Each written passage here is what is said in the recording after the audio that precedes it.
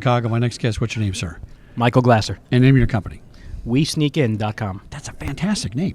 Thank you very much. Great name. And you're giving a lecture today or tomorrow? Today, in about an hour. Oh, about an hour. Got to get you out of here, get you off the air. Now, this is about how we sneak into buildings. It is. So tell us about the aspects of the lecture, and you're going to focus on something specific about the why part. Yeah, absolutely. The issue is that in our industry, for the most part, we're very much proactive about defining a building security, defining operational controls, and with the exception of some military and very few corporate organizations, there's not a lot of testing of that. There's the assumption that we design good security, so it's going to work, and then after the fact, we might have some investigations. Some companies do a little bit of drills, but there's not a lot of it. And really, what's the point of putting something without testing it? You put kids in school, you teach them something, and then you give them a test to make sure. And you continuously test, and you continuously check. And if we're not doing that in our industry, I think there's a challenge there. Not that some people aren't, but overwhelmingly I find a lot more aren't than are. Yeah, so there's an assumption that my access control system is doing what it's supposed to do, my cameras are going to catch bad guys, and those are all inherent illogical flaws to me. Because I don't think my camera catches anybody. I don't think my access control system catches anybody. I think the people I work with catch people, the human factor. Would you call what you do penetration testing, because that's what the cyber world calls it, or is it something a little different? So I do a combination of things. I'd like to call it get caught and don't get caught. So Okay, when I do my don't get caught, Yeah. that's where we'll get retained to try to not get caught.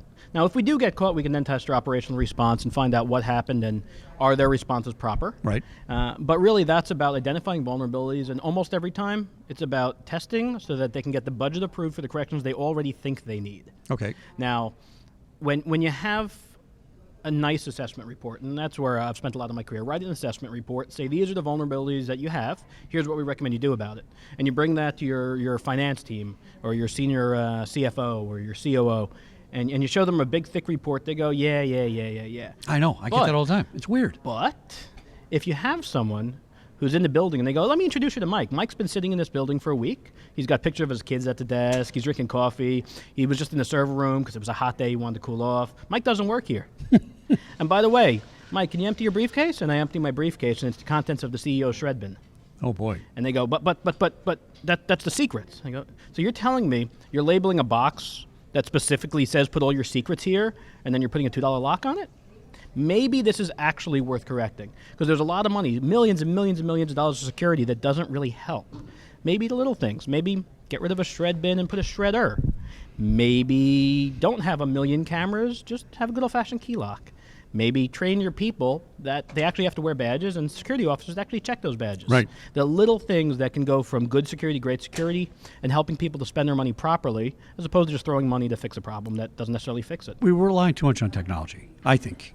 Technology has exponentially increased over the last few years, and we have every gadget imaginable to stop and identify and do all these things, but the people operating them aren't paying attention. It doesn't work. Now, if I do an assessment, I'm going around saying, I think you can improve staffing, I think you can improve your access, all these improvement recommendations, right?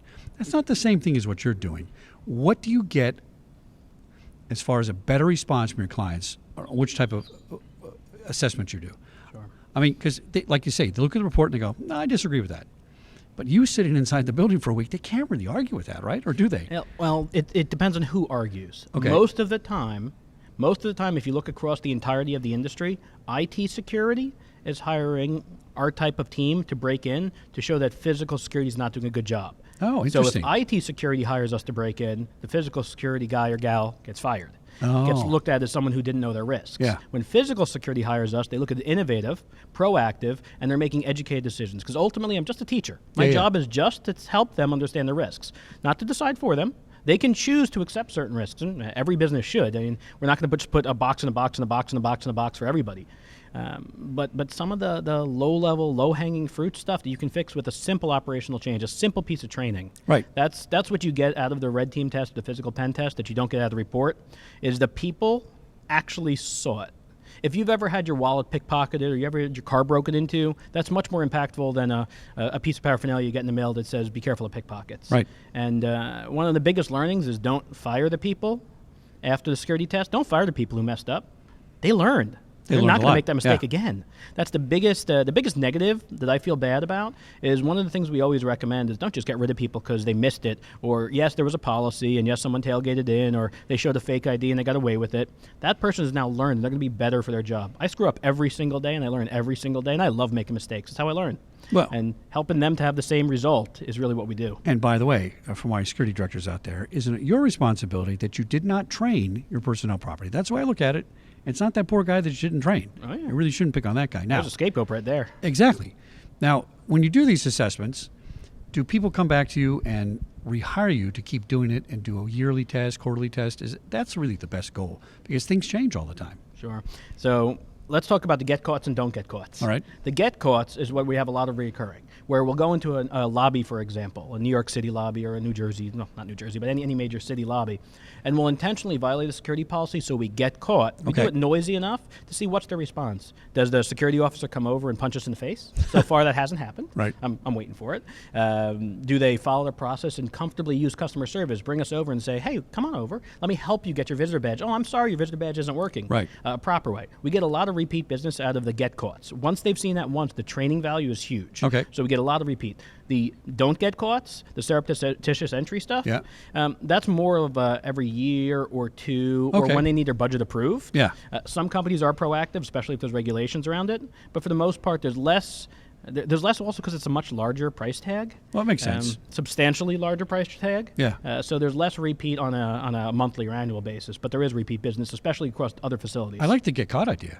I mean, just do that once a month and say, hey, we're going to try and get it once a month. We're going to get caught and see how you respond. That's a fantastic way to do it. I do it as a recurring model where Yeah. we'll come in this many times over the year. We won't tell you when. We'll do these types of tests effectively randomly. And there's ones that would cross the line and result in damage we obviously wouldn't do. But the regular, let's get caught and see how your response is, that's a regular recurring theme. Fantastic. Name one more time. Michael Glasser, WeSneakIn.com. WeSneakin.com, giving a lecture here in about 45 minutes at GSX 2019. Go see him. Thanks for coming on the show. Appreciate it. Thanks very much, Chuck. Back in a minute here, GSX 2019, live from Chicago.